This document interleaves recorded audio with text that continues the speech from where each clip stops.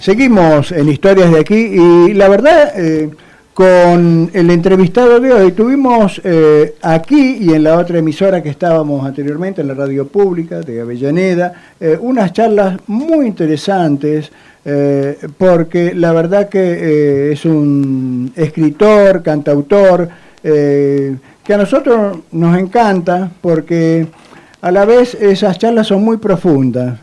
A veces suceden que las entrevistas son así medio muy por encima, pero nosotros como somos, bueno, podríamos llamarnos patriotas y además entrevistadores que nos gusta la identidad nacional, nosotros buscamos y parece que los que vamos por el mismo camino de vez en cuando nos encontramos, ¿no?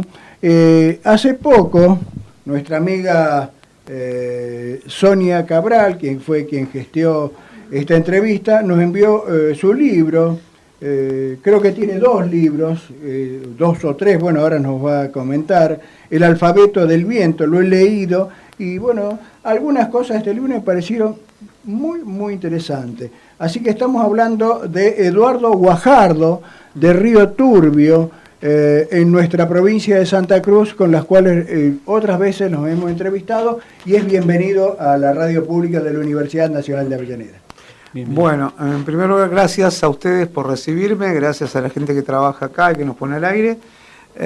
Bueno, acá dispuesto a conversar y bueno, hablar de lo que ustedes tengan ganas de ese país baldío del que vengo, que es la Patagonia.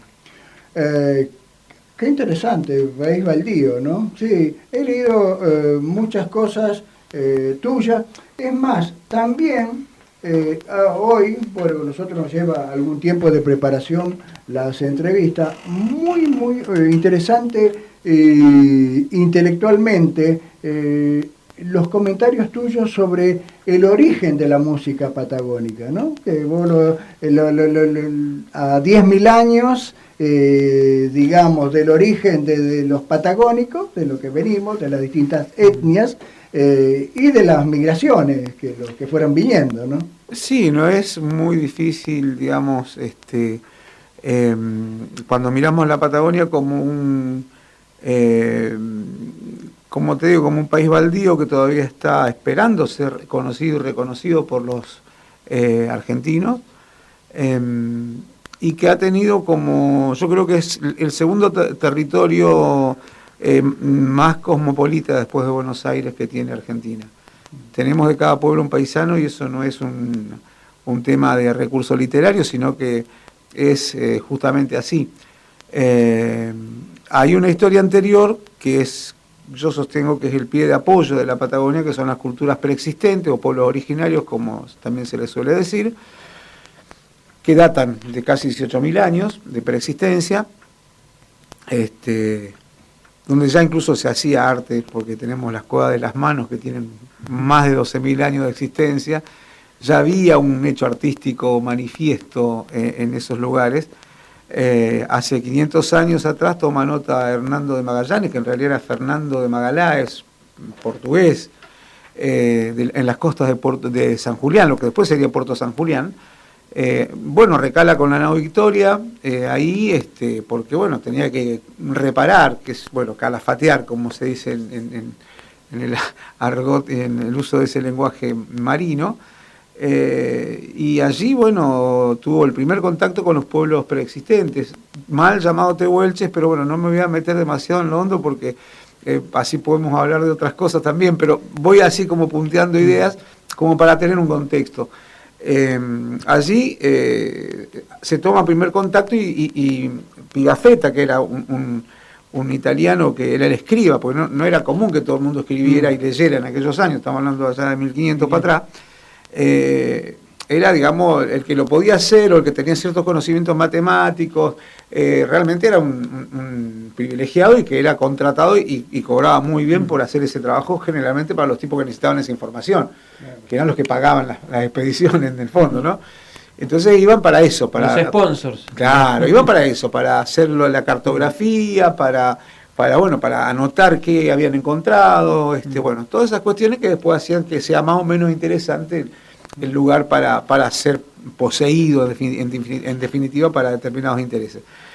Y bueno, Pigafetta hace toda una acepción del nombre Patagones, porque bueno, los ve enormes, pues en ese momento Europa la estaba pasando muy mal alimentariamente, el camino de las especias no es casual, salían a buscar comida en el fondo, porque estaban pésimamente alimentados, entonces eran muy pequeños, o sea, 1,50 m, 1,60 m como mucho, lo más alto que había en ese momento producto de la mala alimentación, cosa que nos pasa a nosotros ahora, después de tantos años, que ahora nos pasa a nosotros, siempre vemos a los europeos más grandes, y bueno, se alimentan mejor. Entonces, en ese tiempo pasaba que los llamados tehuelches eran personas enormes, digamos, de su vista, que medían alrededor de 1,80 m, 1,75 m, 1,90 m. Y encima, bueno, vestido con pieles, parecían muchísimo más grandes. Y de allí, bueno, salta esta idea de Patagones, porque lo compara con un personaje de una obra de teatro que se daba en Europa en ese tiempo, se llamaba Primalión de Grecia, cuyo protagonista central era llamado Patagón, que significa primitivo.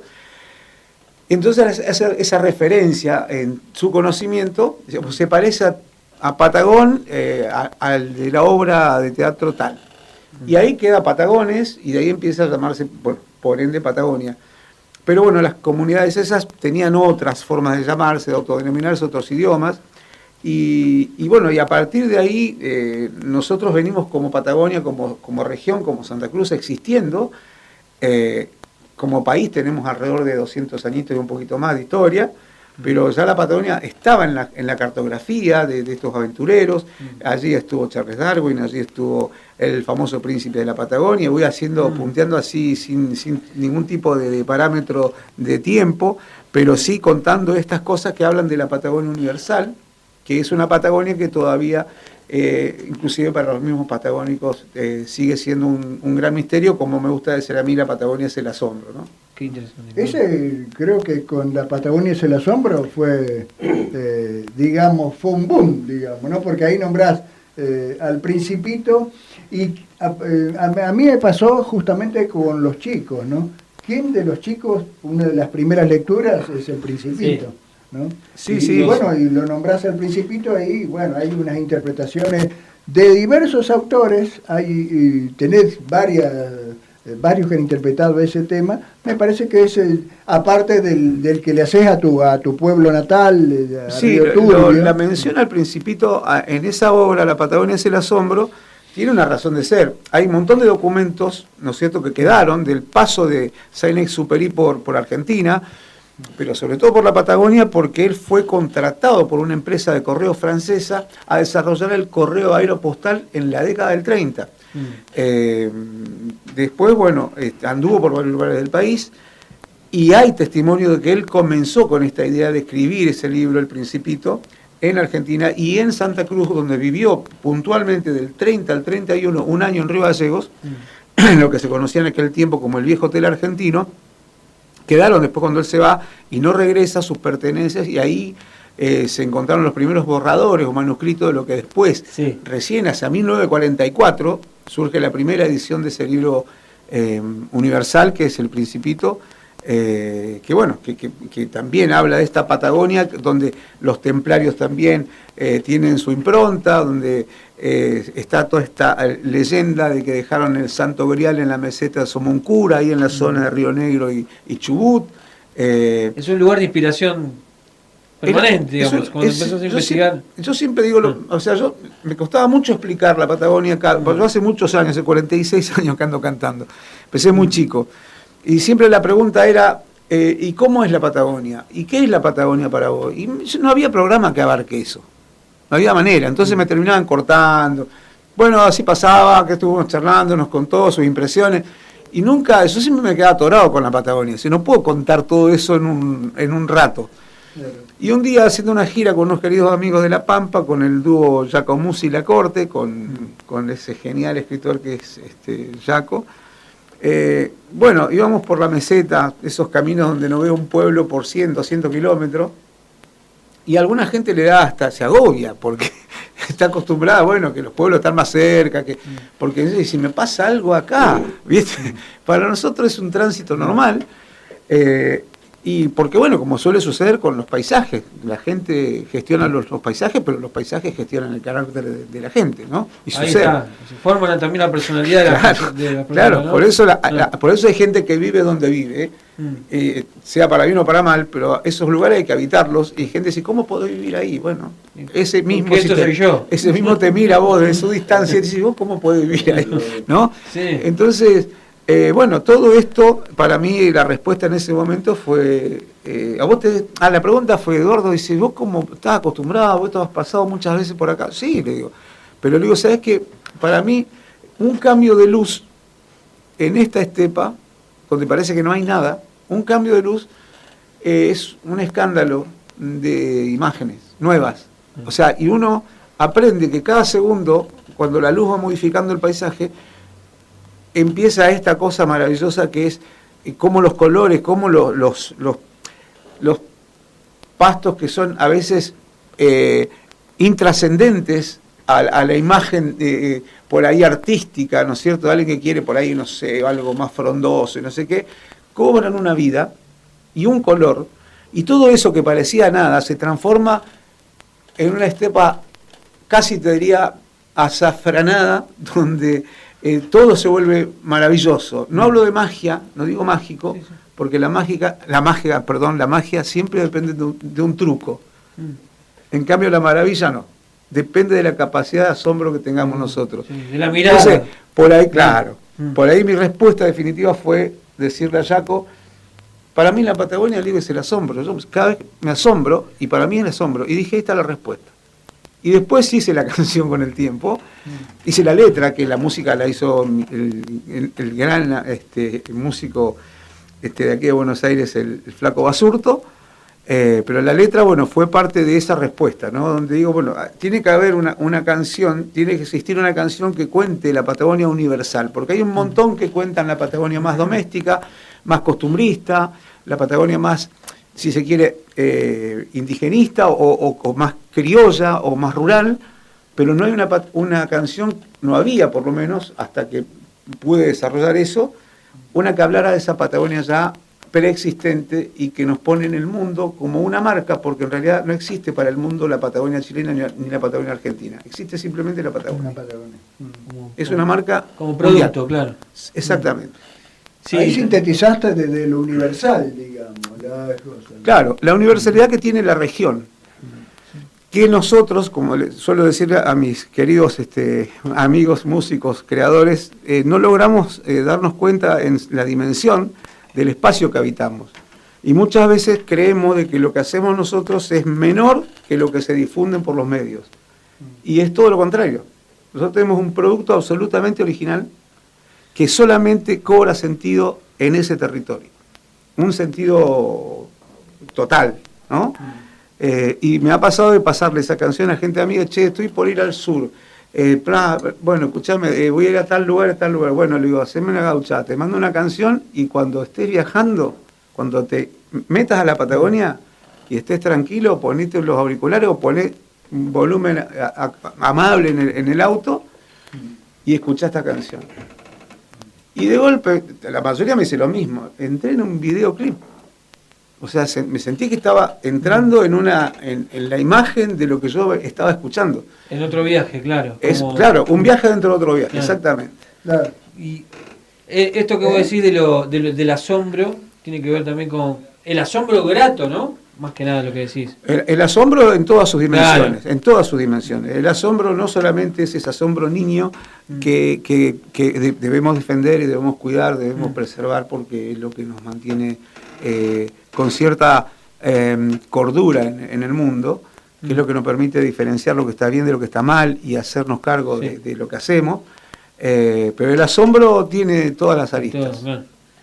Porque está bueno, es muy rico que algo siempre te asombre, ¿no? Por supuesto. Que vayas ahí y siempre vuelvas a asombrarte y asombrarte es como una fuente de la que siempre vas a sacar inspiración. Creo que eso tiene que ver con una construcción identitaria donde uno está absolutamente integrado a su lugar y su lugar está integrado adentro de uno. Porque, digo en una milonga por ahí, si a usted lo habita un paisaje, puede sentirse paisano. De otra manera no. Si a Tiene que habitar. Si a usted lo habita un paisaje, no si vos habitás un paisaje. Si el paisaje te habita, ahí sos paisano. De ahí viene lo de paisaje, de país, de paisaje. Bueno, estamos en Historias de Aquí, estamos con Eduardo Guajardo, cantautor, escritor y bueno, y varias profesiones más, digamos, extracurriculares. Zapateador americano. Pero bueno, Marcos preparó un tema para escuchar, a ver de qué hablamos y para que los oyentes tengan dimensión de lo que estamos hablando.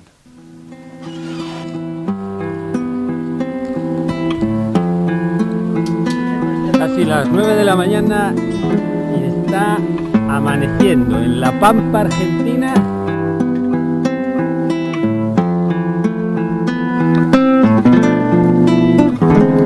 Viajar de norte a sur y andar no es poca cosa en esta tierra dilatada y silenciosa. Es el desierto interminable verde pampa, un mar Atlántico saliéndose del mapa. Entrar sin más al territorio de los vientos, donde los sueños son la piel de la locura, donde el abrazo abrigador de los amigos conjura todo el frío azul de los inviernos. La Patagonia no es el sur, es el asombro. Es un desmadre de luz y todo el cielo es el cobijo de los parias, los vencidos, el continente natural de los misterios, estrapalanda de templarios y bandidos, donde gestó su nacimiento el Principito.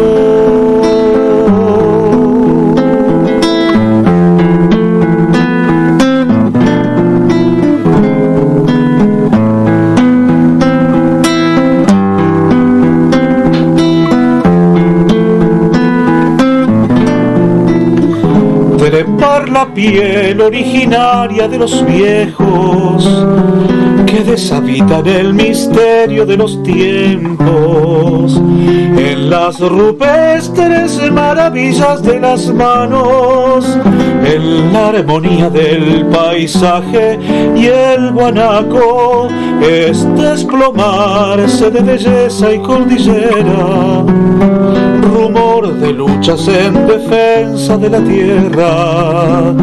Si una guitarra desenreda los silencios, toda razón se hace canción y fundamento. La Patagonia no es el sur, es el asombro.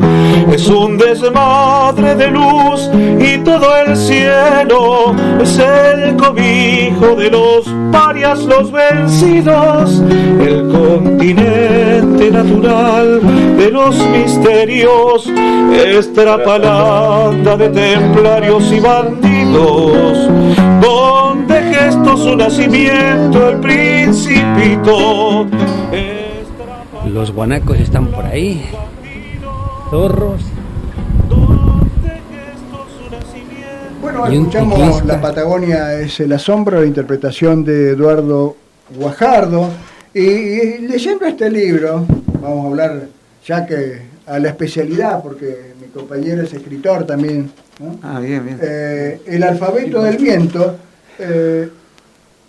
me detuve en la Filomena. ¿Por qué no nos comentás la Filomena? Porque la verdad que qué linda historia. Y sería bueno escucharlo de tu boca, ¿no? De la Filomena. Sí, la Filomena es mi abuela paterna. La vi 2 veces en la vida, nada más. Y por escasas horas. Y la última vez la vi a los 13, cuando yo tenía 13 años, y la vi después cuando yo tenía 41. Vivían, porque mi familia paterna es de Malargüe, de Mendoza. Por eso también mi música tiene mucha conexión con Cuyo. Si bien yo nací en Río Turbio, mi padre también músico mendocino, guitarrero, cantor, jinete, bueno, varios oficios de campo. Y Y cuando fui la segunda vez, que ya entendía un par de cosas más de la vida, ¿no? Y necesitaba información, necesitaba, o sea, sin decirlo, ¿no? Pero sabiendo que yo tenía que ir porque sentí ese año que sí o sí tenía que verla. Yo la fui a ver en junio, entrando el invierno, y en diciembre falleció. O sea, la alcancé a ver y al tiempo falleció. Con algo así como 96 años, según ella. Vaya uno a saber cuántos serían de más. Claro. Pero todavía subía a caballo cuando yo fui. Se agarró un tronquito, paraba, traía el matungo, ensillado, se lo ensillaba a su compañero, que era un turco, un sirio libanés en realidad, de apellido Albornoz, que mi abuela tendría arriba de 96 y él tenía 75. Así que mirá a la abuela, con un pibe de 75. Y así que bueno, el hombre hacía las tareas más pesadas de la casa, bueno, pero estaban los dos solos en lo que se llama, en ese momento se llamaba en la veranada, que cuando suben a los cuando en la invernada, digo mal, bajan los animales porque ya empieza el frío y bueno, y se vienen más cerca del pueblo. Pero siguen estando lejos del pueblo, más cerca es como, no sé, a 120, 150 kilómetros del pueblo. Lejísimo, claro. Pero para ellos estar más cerca, digamos. Y bueno, y alcancé 3 horas alcancé a estar con ella, y se largó a nevar. Y había que salir rápido porque las nevadas ahí pueden durar 1 hora, 2 o 3 semanas. No sabés cuánto va a durar. Entonces lo conveniente es salir rápido porque, o sea, a ver, para llegar fuimos en una camioneta hasta cierto punto, después cruzamos el Río Grande con un cajón y un cable carril, que algunos que son del campo se van a dar cuenta que estoy hablando, es un cajón colgante que tiene una polea y con una especie de manopla, manija, no sé cómo expresarlo, se va impulsando en ese cable para cruzarse hasta el otro lado y así siempre hay alguien esperando para venir a buscarte, tenés que avisar por radio, la radio es tan importante en esa zona, tenés que avisar que vas, entonces te están esperando. Cruzamos y al otro lado estaba este hombre con los caballos ensillados esperándonos, sabiendo que íbamos 3 personas, había 3 caballos ensillados, así que cruzamos, subimos los caballos y seguimos viaje hasta el puesto, hasta el lugar donde estaba la casa donde estaba la abuela. Bueno, nos alcanzamos a comer un asadito y tuvimos que salir. Pero en ese interín pasaron 4 o 5 cosas para mí determinantes y esclarecedoras, que después las volqué en este texto que se llama La Filomena, donde, bueno, cuento específicamente eso. Pero bueno, me tiro varias cosas. En un momento dado estábamos conversando, todo muy rápido y en realidad éramos 4 personas conversando. Mi abuela de cuclillas, lavando en una palangana de loza, de esas de metal, lavando unas verduras para hacer una ensalada, unas lechugas, unos tomates, y el capón ya lo había puesto un cuarto de capón en el fogón. Estoy hablando de una taperita, una cosa de 1,70 m como mucho de alto, piso de tierra, fogón, hecho con pircado de piedra, y bueno, techo de barro con caña, un espacio de 3x3, ¿no? Bueno, estábamos ahí charlando y en un momento, yo me había separado recién, mi segunda separación, entonces hacía muy poquito que estaba eso también ahí medio fresco. Y no habíamos entrado en charlas más profundas, sino habíamos hablado de sus nietos, de que eran mis hijos, y bueno, yo les llevé fotos y les mostraba cosas, y bueno. Y en un momento dado el hombre, el compañero de mi abuela, me pregunta, ¿y usted dice, es casado o soltero? Y yo hice un silencio en la conversación porque, digo, ¿cómo explico? Tengo que explicar, claro, pero tengo que explicar 2 separaciones, ¿viste? En un rato. Entonces hice un silencio y mi abuela estaba, como te digo, estaba de cuclillas, con 90 y pico de años, lavando unas verduras. Y cuando hice ese silencio, mi abuela de allá, digo, eso, bueno, es un gesto de abuela también. No tuve muchos, pero tuve un par para toda la historia. Y sin darse vuelta, corta el aire diciendo, usted, mi hijo, es soltero. Y se hizo un silencio ahí, ¿no? Y ahí se... y volvió sobre ese mismo pedal y dijo, el hombre sale 500 metros de su casa y es soltero. Me tengo que hacer una remera que diga eso. Hay gente, hay gente a la que no le va a gustar, pero lo dijo mi abuela. Claro. Dice, usted mi hijo es soltero. El hombre sale 500 metros de la casa y es soltero. Qué profundidad, ¿eh? Parece que no, pero sí. es justamente algo que uno aprende con la edad, a aceptar las cosas como son. Claro. Definitivamente es así. Letal, claro. Es así, claro. Pues no. Después, De vuelta, vos podés dibujarla como quieras, pero te como está quieras. diciendo. Y aparte, bueno, es una filosofía de vida que ya lo llevan incorporado, ¿no? Imagínate que la gente sale con tropa. En aquel momento lo negociaban, pues vivían en frontera, o sea, los negocios eran con Chile, no iban a venir hasta Buenos Aires, cruzarse todo el mapa Claro. para traer animales a vender acá, o sea, cruzaban a Chile, la cordillera, por eso San Martín pudo cruzar, porque los vaqueanos mendocinos, ya los huarpes, ya los pueblos originarios, pero los vaqueanos que ya vivían en esa zona, les facilitaron el cruce de los Andes de una manera increíble, porque ya eso era parte de la vida de ellos, y comerciaban todo el tiempo, y se conocían los pasos como la palma de la mano. Y hay que ser práctico, claro, como el consejo que te dio, vos asumiste así, te dijo. Claro, ella sabía Te la facilitó. Sabía que mi abuelo se iba de tropero y se iba un mes y medio. Claro, ¿Qué te iba a estar esperando? tal cual. ¿Entendés? Bueno, pero así eran los oficios ahí. Pocas también. palabras y muy Concretas, claro. Qué bueno eso. Basta de chimichurri. Sí, porque una vez se empalaga con tantas Sí, palabras, porque- se marea, ¿no? Como que para encontrar la oración justa, ¿no? Para eso están los años. Por eso son los años, tal cual. Que te Acá está convencen del descrito, otro. me interesó el de la Filomena porque acá está descrito de manera, me pareció muy profundo lo de la Filomena. Yo asumo ahí. Mucho aprendizaje, a veces no hace falta estar mucho tiempo con las personas. Uno aprende a veces de pequeñas frases. Una ¿no? frase o algo que te queda O de retumbando, ¿no? actitudes también. Sí, la capacidad de contemplación es una cosa que se dejó de cultivar y no tiene que ver con los ámbitos que uno... No necesitas estar frente al mar, en la playa, con un clima ideal, no necesitas estar en el campo con los pajaritos cantando en un atardecer. No. La capacidad de contemplación sucede cuando uno decide que suceda. Y eso puede pasar en este mismo instante.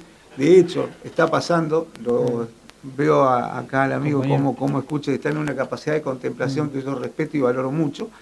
Lo mismo que Ana, que está también escuchando, por más que haya escuchado muchas veces hablar de estas cosas, sin embargo suceden cosas, se mueve la charla, se mueven los conceptos y todo tiene otra vibración y vuelve a aparecer nuevo, ¿no? Entonces, yo creo que tiene que ver con lo verdadero, creo yo, que se cuenta, que se dice, y cómo uno, desde su profundidad más clara, más prístina, más honesta, se dispone a contarlo, sin esconder nada, sin disfrazar nada, sin querer quedar bien con nadie, o sea, sino simplemente dejando que la anécdota suceda. Y respetando además el intelecto del otro, porque, a ver, el otro también tiene un pensamiento, tiene una manera de ver las cosas, todos sabemos algo. O sea, alguien decía por ahí, dice, todos somos ignorantes, lo bueno es que no todos ignoramos las mismas cosas, eso me parece genial. Bueno, esto es lo mismo, todos sabemos algo, lo que pasa es que no todos sabemos la misma cosa, y por eso es tan importante la conversación contemplativa, reflexiva, donde yo también estoy esperando que el otro devuelva, que el otro me arrime otros saberes, o a veces que me deje así como el trasfoguero que se deja en el fuego de la noche para que aguante hasta el otro día, ¿no? Un tronco ahí que no sé por qué quedó ahí, pero al otro día me levanto y ese tronco es el que tiene todavía la brasa encendida, digo, por esto quedó acá. Eduardo, y saliste a la ruta, saliste al camino, ¿tenés algunas actuaciones aquí en el AMBA? Sí, estuve hace unos días en Palermo, en lo de un amigo, en un espacio muy íntimo, con la impronta de la música y del arte, porque él es músico. Esos espacios que son independientes, como se los suele llamar, que son amigos que tienen un espacio en una casa que se puede albergar más de 30 personas y arman una modita para este tipo de cosas que tampoco son fáciles de poner, porque no estamos, digamos, muy cerca de lo espectacular desde la perspectiva del mercado, ¿no? Lo divertido, lo entretenido y todo eso, porque pareciera que solamente es entretenido lo que llega al cuerpo como una herramienta de electroshock, ¿no? No lo que llega no lo que se zambulle en la parte más humana del hombre, que es la ternura, que es el lugar donde uno moviliza otras sensaciones, la parte valórica, la parte la parte más humana, ¿no? que tenemos. Y bueno, pero sin embargo aparecen estos espacios, acá el espacio de libertad de Ana es uno de esos espacios donde yo he venido mucho, y bueno, termino ahora el domingo próximo en Moreno, así que termino ahí esta salida breve a mostrar mis discos que estoy produciendo este año, que son, El Alfabeto del Viento es parte de lo que estoy también mostrando, que es el segundo libro. El primero fue Infinitos, el segundo fue El Alfabeto del Viento, que tiene una bajada ahí que es interesante, textos ácratas, porque justamente de eso se trata también. Y estoy presentando mi disco Santa Cruceños del Viento, que es un disco temático, ya presenté el videoclip el 1 de agosto, que está en redes, está en YouTube, pueden buscarlo. En Instagram también están las canciones, ¿no? En Instagram hay otras cosas que sucedió alrededor, porque yo mientras iba haciendo una cosa, como que voy haciendo varias así a la vez. Estaba construyendo una comunidad artística de cantautores y cantautoras de mi provincia que termina llamándose Santa Cruceños del Viento. Sí. Por eso todo eso que sucede en Instagram tiene que ver con esto que estamos construyendo, que es educativo, que es, por un lado, digamos, son las 3 P, como le digo, preservar, producir y promover. Esa es nuestra tarea con esa estructura que armamos y que venimos realmente con un crecimiento interesante, y hemos logrado reinstalar la idea de la canción santacruceña en la provincia. Estuve humeando en ese Santa Cruceño del Viento, me pareció muy interesante, ¿no? 11 cantautores prácticamente, la mayoría, que algunos los conocía y otros son nuevitos para mí, ¿no? Por lo menos está bueno eso, porque uno dar a conocer cosas que no conoce, ¿no? Y nosotros estamos tan lejos a veces estamos tan cerca, pero a veces estamos tan lejos de distintas regiones. Nosotros, desde Historias de Aquí, que siempre intentamos llevar, creo que vos lo sabés, otras veces hemos hablado, hemos intentado conocer un poco más, porque es el asombro, la Patagonia, pero también es un misterio también, ¿no? Y a veces pasa por los mismos cantores, por los mismos cantautores, ¿no? De eso. Y nosotros que nos dedicamos a esto hace muchísimos años, siempre estamos dispuestos a conocer más. Es más, nosotros, creo que aquí el amigo Miguel sabe, nosotros difundimos más autores que necesiten la promoción que no los grandes autores. Nosotros no somos pasadores de música, digamos. Nosotros nos interesan las entrevistas profundas, donde el entrevistado tenga algo que decir, así como vos vendría a ser como un faro para un montón de artistas de la Patagonia, ¿no? Un faro me parece muy importante porque vos estás abriendo un camino a través del libro, a través de tus canciones, y estás marcando una huella también. Me pone la vida en un lugar, en un momento donde eso sucede como, te diría, natural. Algo que intenté muchas veces hacer con otros protagonistas, pero que no llegó más que a determinadas construcciones por ahí menos sostenidas en el tiempo, pero sí siempre con esa intención de encontrar tierra fértil para esa siembra. Creo que esta vez, y no digo que esto sea definitivo, pero digo, por lo pronto es un crecimiento que se viene sosteniendo y que viene con proyecciones, y que venimos con,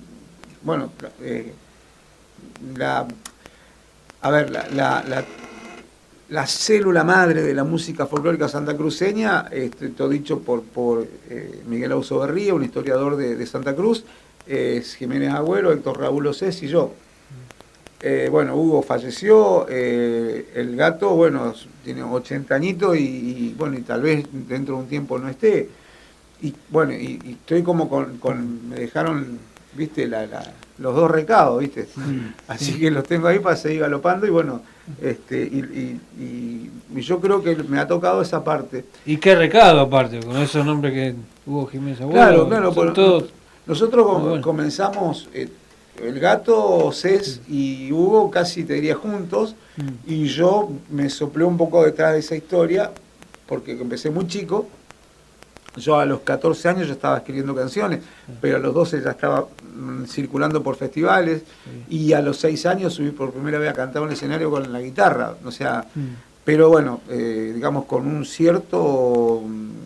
cierta inquietud, ya saliendo de lo lúdico, que fue eso hasta los 12 años más o menos.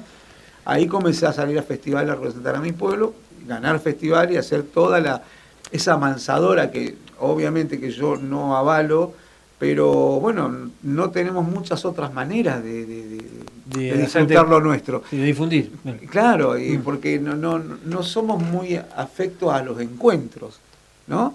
Nos gusta más la competencia, vamos a competir. El ser humano decís en general. Claro. Sí, lamentablemente, pienso, ¿no? Sí, lamentablemente, Sí. porque, en el encuentro respecto de la competencia tiene un sentido mercantil, Claro. ¿no? Y que se usan, incluso se utiliza lenguaje casi como de contadores, ¿viste? Créditos, bueno, no sé. Crédito de tal lugar, claro. ¿Viste? Y estamos hablando de emergentes culturales, Sí. ¿viste? Estamos hablando de otra cosa. Y en la competencia, irremediablemente, yo necesito que vos no existas para que yo pueda existir. Y en el encuentro no. En el encuentro yo necesito que vos existas para que yo pueda existir. Casi que es contrario al arte, diría yo, porque el artista en realidad tiene que haber lugar para todo, porque si no nos perdemos también cosas. Bueno, Artista mirá, buenísimo. alguien lo dijo ¿No? con mucha claridad, que Armando Tejada Gómez, el arte suma, no compite. Qué bueno. Ay, Hace muchos años Claro, dijo eso. claro. Y ya, por estas cosas no son nuevas, digamos. claro. Todo aparece como nuevo, porque cada tanto nos olvidamos, ese es el gran tema. Cuando Como por la ahí... canción de Mariana Nagüe, damos dos pasos, Claro. nos olvidamos, ¿no? Como Sí, no sí, me acuerdo. sí. Yo hablo de que nosotros tenemos el problema de que no abrimos la jaula y nos quedamos adentro de la jaulita con la ruedita del hámster, ¿viste? Nos subimos a la rueda del hámster, corremos como desquiciados, nos bajamos y seguimos en el mismo punto donde nos subimos. Y la idea no es subirse a la rueda del hámster, sino a romper la jaula, digamos. Tal cual. Y hace poco tuviste un homenaje, hablábamos en el corte, ¿no? Que recibiste un homenaje o un reconocimiento en, Sí, en sí. el pueblo. Sí, he recibido reconocimiento por mis 45 años, ya 45 años de trayectoria en ese momento. Y bueno, no, más allá de esas cosas que están bien y que uno las celebra, hay algo que es superlativo para una persona, que es entrar definitivamente, que eso es lo que yo presiento que ya sucede con mi trabajo, con mi obra, entrar definitivamente en aquello que decía Hamlet Lema Quintana, que es la memoria perdurable de un pueblo. Yo siento, y lo digo como una recompensa enorme de haber hecho todo lo que hice hasta acá, y todo lo que me gustaría seguir haciendo y desearía, porque tengo un montón de cosas todo el tiempo en la cabeza haciendo, desarrollando, pensando, no porque sea muy hábil, sino porque necesito vivir, necesito estar vivo, y para mí es la única manera que un ser humano puede sentirse en la vida, es teniendo proyectos. Sí. Los pequeños, los que son a mediano plazo y los que son, incluso eso, como creo que Cortázar decía, que pidamos imposibles, ¿no? Porque las utopías son importantísimas, las quimeras, los sueños, enamorarse de ideas, enamorarse es fundamental. No siempre es de una persona, a veces es enamorarse de ideas, de proyectos. Un proyecto, claro. De algo que Un sueño, gusta, claro. algo que te gusta mucho Sí. hacer y que postergás. Una actividad, claro. Sí, bueno, ¿por qué no? Porque ¿cuándo voy a empezar por hacer lo que sé que quiero hacer? Y bueno, yo tuve esa posibilidad de haberlo sabido muy chico, de intuir que era por acá. Y sea lo que sea, pase lo que pase, yo sé que ya esa puerta hacia la memoria de mi comunidad ya se abrió, y yo soy parte de esa memoria histórica, que no digo que no me siento ni prócer ni nada por el estilo, digo, por lo menos en mis ríos de la sangre, durante varios años van a tener una referencia donde abrevar y bueno, y sentirse que han tenido por lo menos en mí alguien, más allá de lo que vayan a hacer ellos también, porque tengo un par de hijos artistas también, pero bueno, que sientan de que alguien que de su sangre tuvo una vida dedicada a eso, a poner al hombre y a la mujer, al ser humano en la ternura. Qué bueno, sí. Y como una fuente de inspiración también, ¿no? Como para todos ellos. Ir a vos, a tu obra, ¿no? Como para... Sí, beber de ahí. este libro del que estamos hablando está dedicado a mi madre, que está por cumplir 88 años dentro de poquito, vuelvo y ya tenemos el cumple. 88 años. Y hay un poema que se llama Siembra, no sé si está, creo que el primero, que se lo dedico a ella. ¿Querés leerte algo de este libro? Traje los anteojos. Ah, bueno. Me voy a pasar vergüenza. Porque a veces nos pasa con nuestros entrevistados, porque Maximino tiene como, digamos, como escritor, dice, el escritor dice, tiene que leer algo. Él No, tiene claro, le pregunto ¿no? yo, en general, cuando hacemos entonces entrevistas... nosotros No tengo problema de leer. porque- Lo que no tengo es vista. Vista, No hay problema. pero bueno, No, yo a veces me quedo pensando con algún entrevistado, ¿viste? Después por ahí terminamos la No, charla y porque él por ahí participa- quería leer y se nos pasó, ¿viste? Quería recitar claro, algo. dentro de la entrevista a veces uno quiere leer algo, Claro, ¿viste? El porque entrevistado- después alguna vez me pasó que el entrevistado me dijo, bueno, quería leer tal poema, ¿viste? Bueno, a ver, Después lo llamamos de vuelta. te puedo recitar algo, bien. no de este, pero que tiene que ver con este libro, que es una obra mía que se llama Mujer y Madre, dedicada también a la Chela, mi vieja.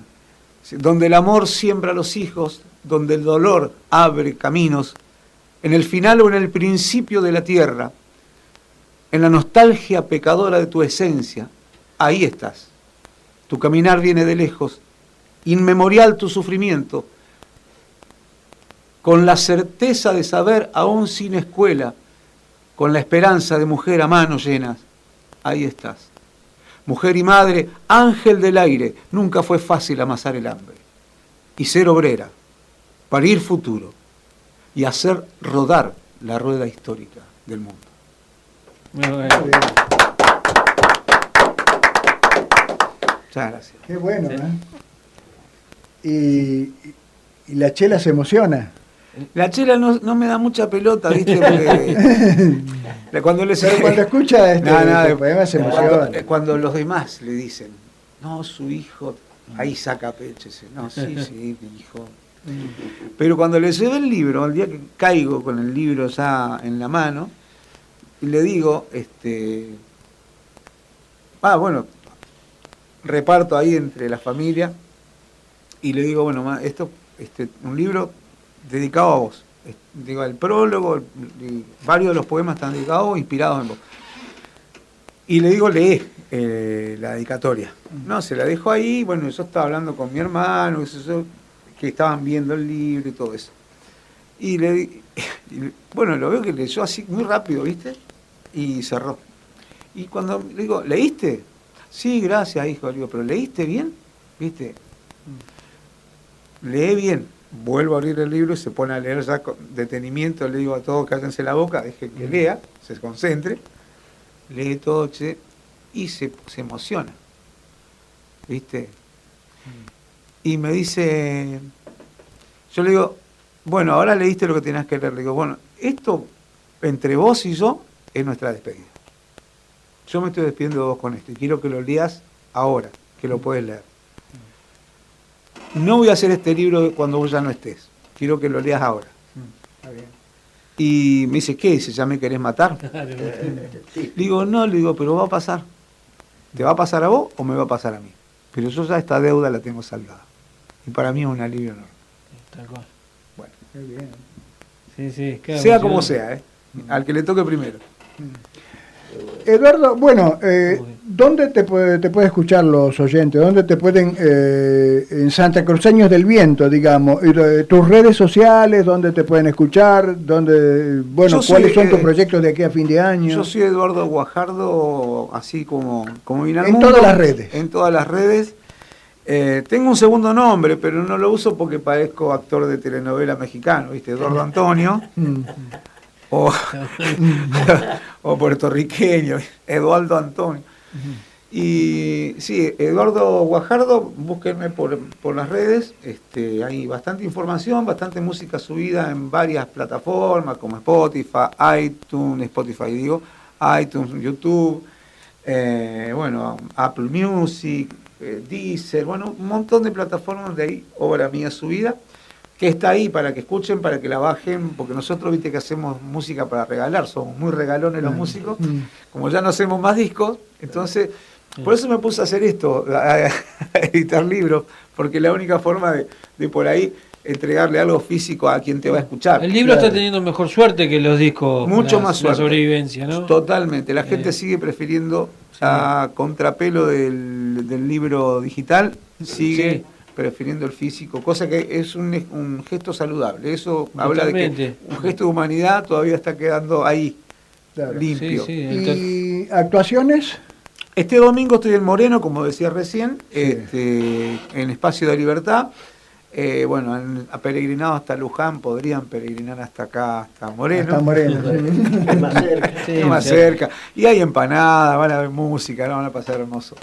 Hay un parque muy bonito ahí, va a ser un poco al aire libre, si no, el clima no acompaña, también una galería muy muy bonita. ¿Acompañado de otros músicos, van de a otros estar grupos? Los amigos del Rastrillo, que son de ahí de la zona, grandes amigos y queridos también. En ese lugar una particularidad, hay una pequeña mansión de principio del siglo pasado, que está vacía pero conservada, es parte del terreno, que es una mansión de los Terrabuzzi, eran, ¿no? Sí. Que fueron los dueños de esa zona, pero que en un tiempo vivió una mujer que era algo así como una querida o un amante de Pablo Neruda, que vivió en esa casa. Pablo es uno de los gestos que tiene de poética ese patio, donde además también fue visitado muchas veces por Tejado, por Hamlet. Un lugar de inspiración, de poética. Pero bueno, esa es la característica de ese lugarcito que todavía está ahí, y bueno, que gobierna toda la geografía de ese espacio. ¿Y de aquí a fin de año, actuaciones? Vuelvo a el cuarto concierto de Santa Cruceños del Viento, que esta vez vuelvo nada más que como una especie de plomo, de sonidista, lo que se me dé como tarea, porque se está trabajando ya en un concierto que es el último de este año en Río Gallegos, en el Teatro Gran Cabral, que es un teatro independiente, que es un ciclo de cantoras, todas mujeres, cantautoras e intérpretes de música santacruceña, todas santacruceñas, 4 artistas femeninas, en este ciclo Santacruceños del Viento, en esta oportunidad cantoras. Y después, tenemos ahí varias fechas que resolver. Estoy pensando también en la fiesta del minero de mi pueblo, donde estoy ahí también medio agarrando de los pelos para que no se me escape la liebre, para ver si puedo trabajar ahí también. Y y lo demás es una incógnita como siempre. ¿Y en enero vas a ir a Cosquín? Mira, creo que voy a estar, no sé si voy a ir, pero yo soy parte del Ateneo Folclórico de Cosquín y ya nos estuvieron convocando para estar y para cerrar el ciclo también, porque hace ya 3 años que estamos en una suerte de convocatoria de referentes regionales de todo el país, donde se debate toda la cuestión Cosquín, Pre-Cosquín, una serie de cuestiones que se dan ahí en ese ámbito, pero fundamentalmente lo que tuvimos como tarea fue recuperar el viejo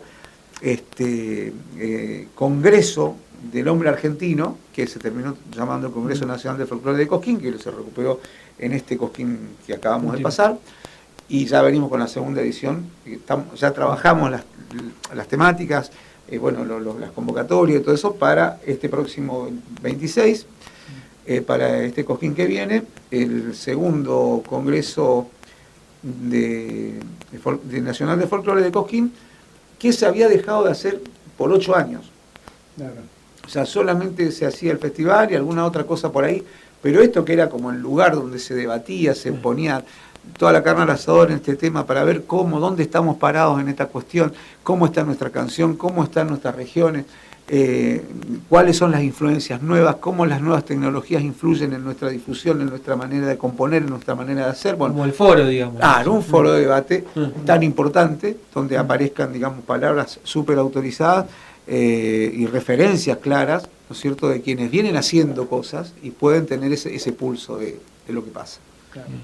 Bueno, Eduardo, la verdad que un gusto que nos haya visitado a nuestras historias de aquí.